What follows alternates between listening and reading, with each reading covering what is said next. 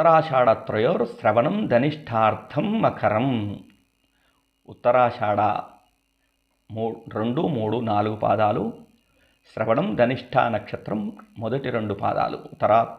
ఉత్తరాషాఢత్రయోర్శ్రవణం ధనిష్టార్థం మకరం. మకర రాశి కిందకి వస్తారు. మకర రాశి వారికి ఇది నిజంగా స్వర్ణయుగమే. ఎందుకనగా ఏలినాటి శని పూర్తిగా తొలగిపోయినది.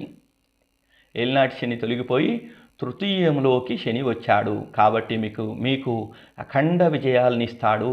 జూన్ తర్వాత సప్తమ స్థానంలో ఉచ్చగురువు వల్ల మీ ముఖవర్చస్సు, కీర్తి ప్రతిష్టలు పెరుగుతాయి.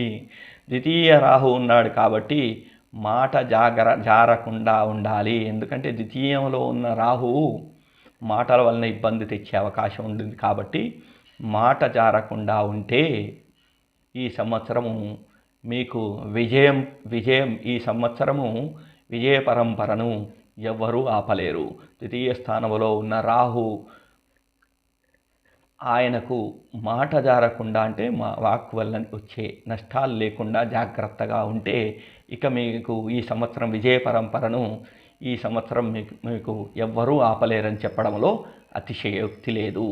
అయితే ఈ ద్వితీయంలో ఉన్న రాహు దోషాలు ఇవి తొలగిపోయేందుకు శ్రీ సూక్త పారాయణం లేదా కనకదార స్తోత్ర పారాయణము చేసుకోవాలి.